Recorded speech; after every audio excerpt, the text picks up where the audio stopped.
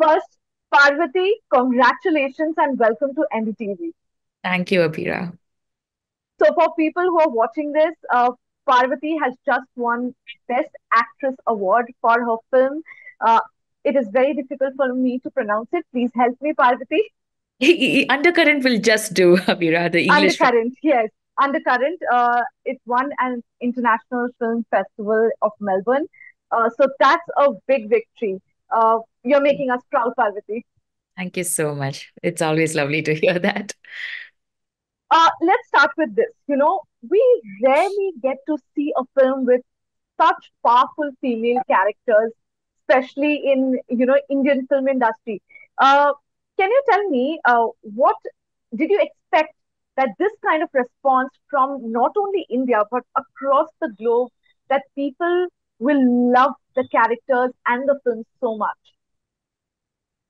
So, Abhira, when I made the film and I joined the set, I was so warped in that zone of whether I will be able to do this character justice that everything else, like how it'll come about, how Christo's going to edit it, what's going to be the future of the film, this probably is the first time that I zoned out so much because of extremely how overwhelmed I was with the task at hand.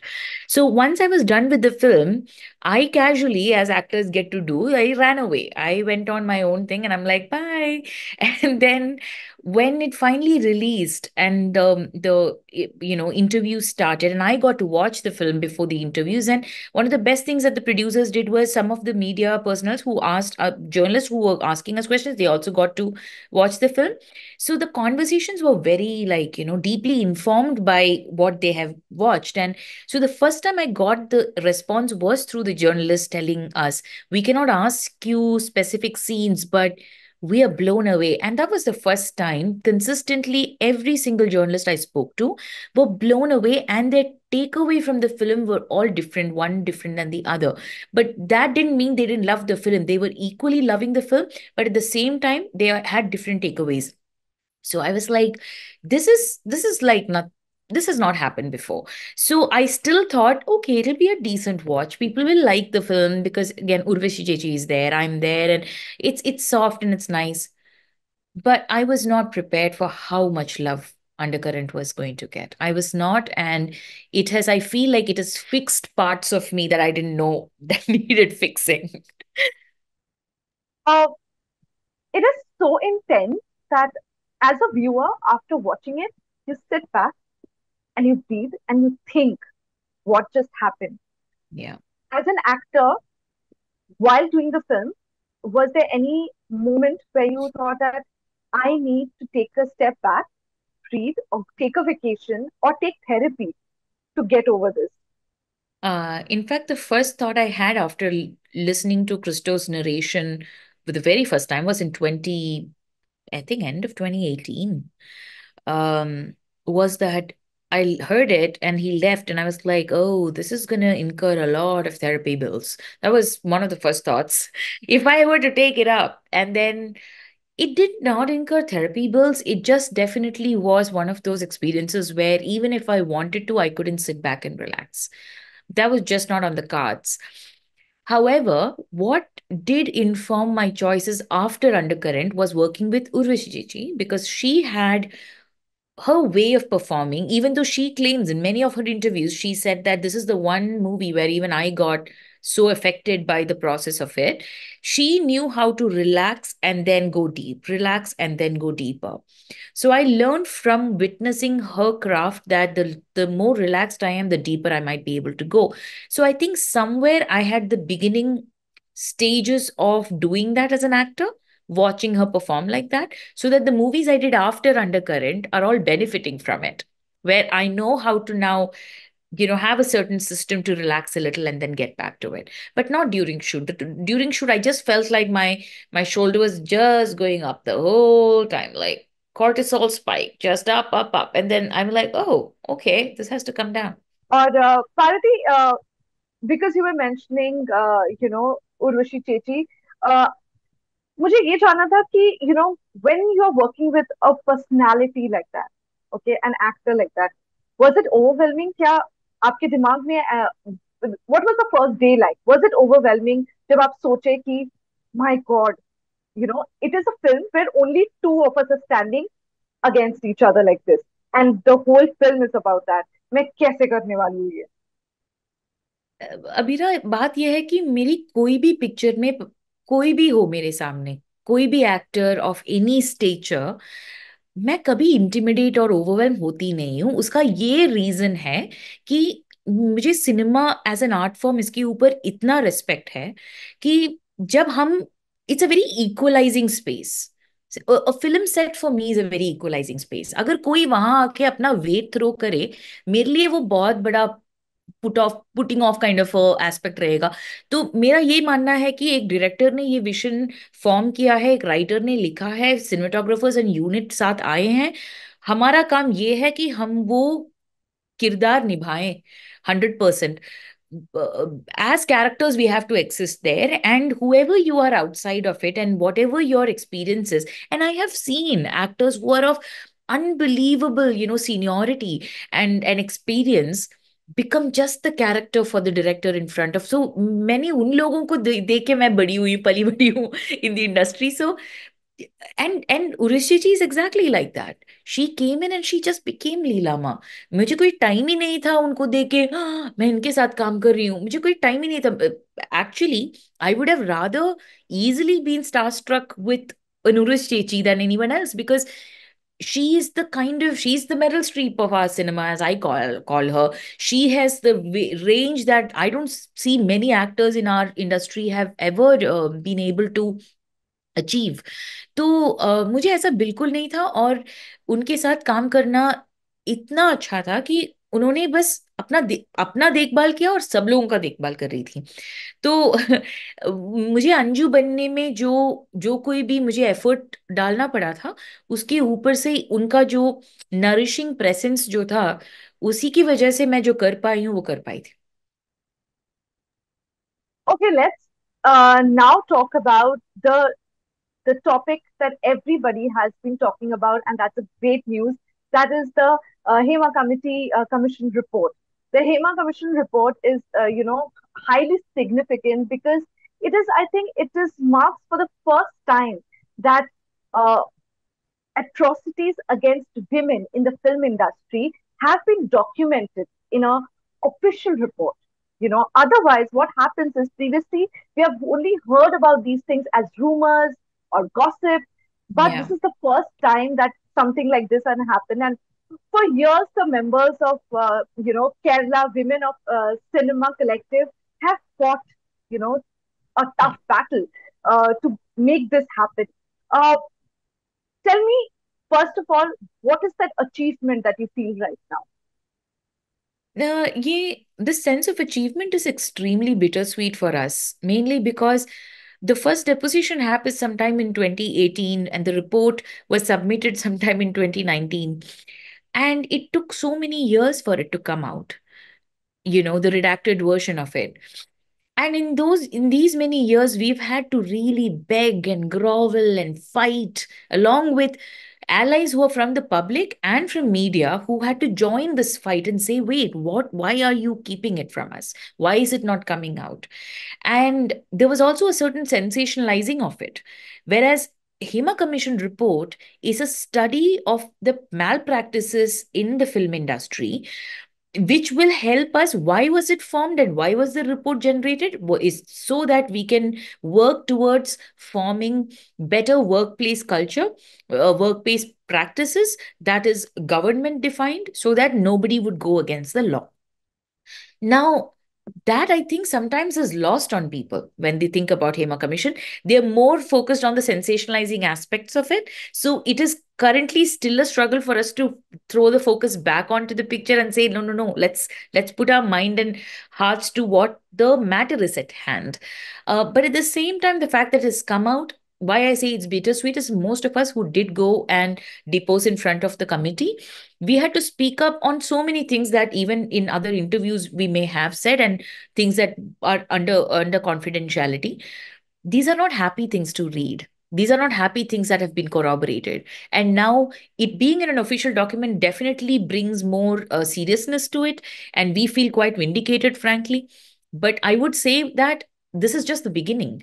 And I would also like to underline, especially because I'm speaking on this platform, is that this is not an expose on Malayalam film industry alone.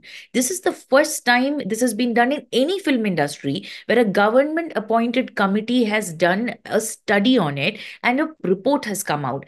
My what I believe is that when this happens in Malayalam industry, I am not okay with it going like, oh, Malayalam industry is so rotten inside. No, we are good inside, which is why we are fixing it. The places where you don't hear anything about, that's where we should be worried about. I was just going to ask you that exactly. Is this is just not a reflection of what Malayalam film industry is, but it is a reflection of every industry, like every, just not film, but every industry, right? Absolutely. Like, for example, the constitution of IC is already under posh laws. And if that is not being carried out by production houses in other industries, they're already failing to follow the law. And forget Hema Commission report and whatever the practices that we are going to put in place, what the government is going to do. Forget that. What's already in place, वो कर रहे हैं कि नहीं, वो भी तो देखना पड़ेगा. So if you actually look at it, there are very less coverage on what's actually happening in other film industries, and India is such a vast diverse uh, film industry. It's not just Hindi films, it's not just Malayalam films, it's all of us together. And I feel like there is such a holding back that I feel in anyone else talking about it. There's a whitewashing that happens to all that's happening in the workplace culture against women and against other minority communities as well. That I hope that this beginning of cleanup process will hopefully inspire other industries to also do the same, because women everywhere, like, when a woman stands up for herself in one place, she stands up for everyone. So we are hoping that that would be the impact. Report has been released at a very significant time. It has a lot of relevance when it comes to the rape case in Kolkata, also because it is women at a workplace. We are Yes. talking about the safety of women in a workplace. It doesn't matter a film industry or a medical industry, it's all the same. We are all threatened by where we are working. That's the most saddest part. Uh, what do you have to say about that?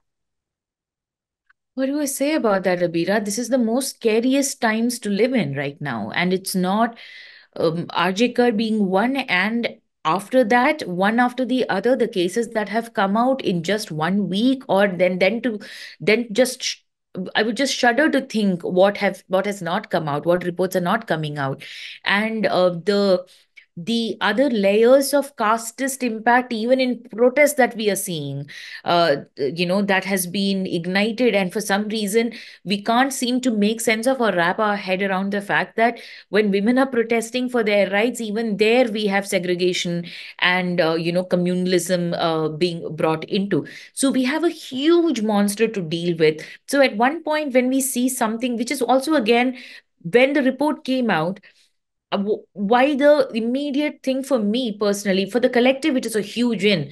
Women in Cinema Collective, the survivors who spoke up, the public that were allies, and the media are the reason why we got the report out, and that credit goes where it's due.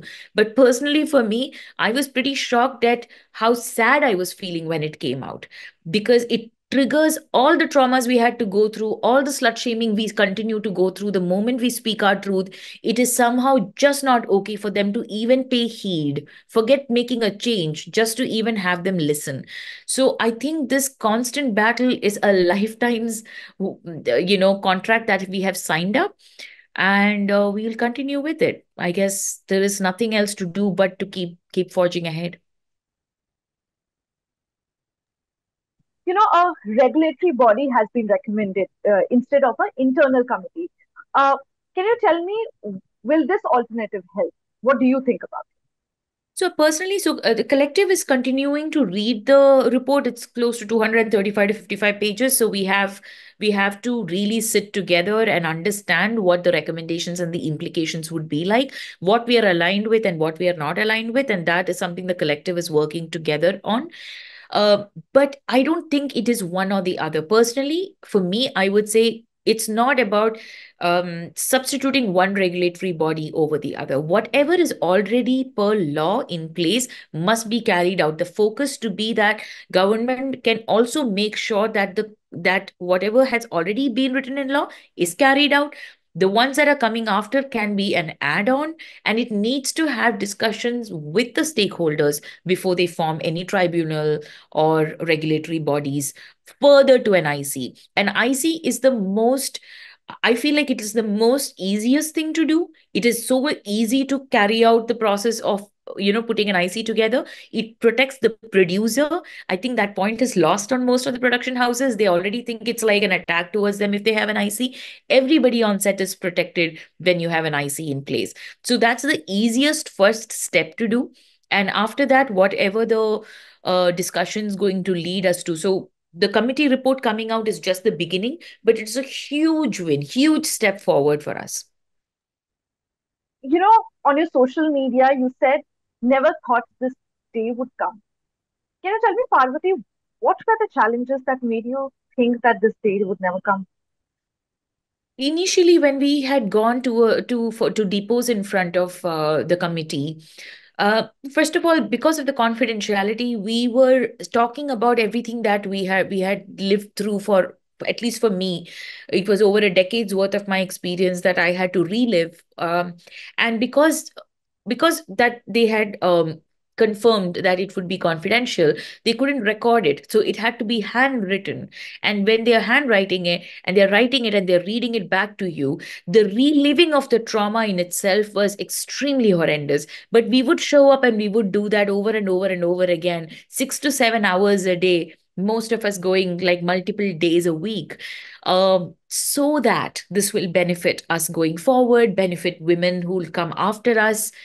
And then when the report was submitted, and then we were told that the report may not ever come out, it felt like the biggest betrayal ever, because that's how much we had given in, that's how much faith, how much trust we had placed in the government. So this entire fight has sort of like khokla ho gaya hai. I'm like, it left, it sucked the soul out of us to a good extent. So but we still had our allies and our fellow women pushing us and like supporting us and giving us hope. I personally was just speaking for myself here. I personally had lost all hope. I had no hope that this would come out, and that was the only way that I could protect myself with that thought.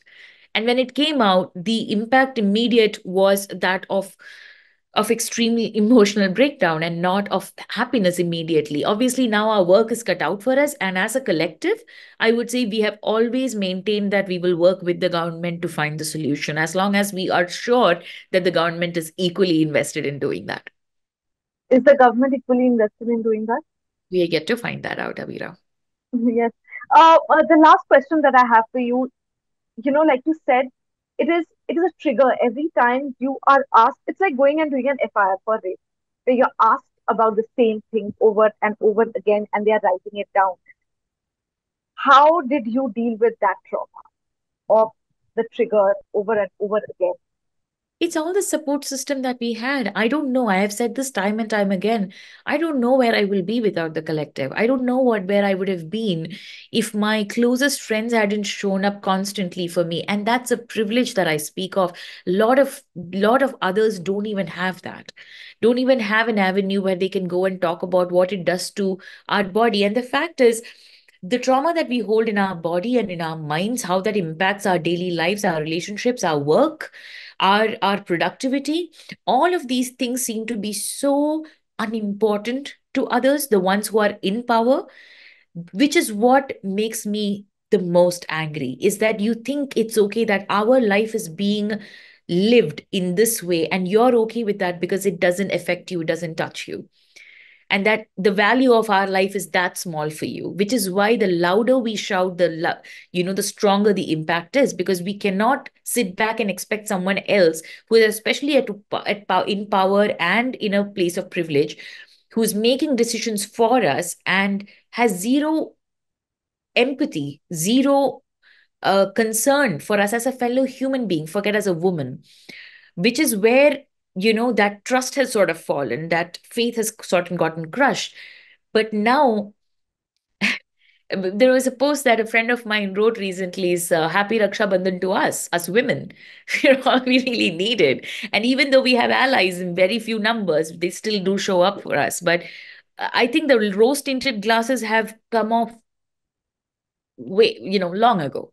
In that we have to be our own spokesperson. We are not going to have anyone else come fight for us. Men reacted and come out and supported you. I'm sorry, I didn't hear that part. How has the men come out and shown support?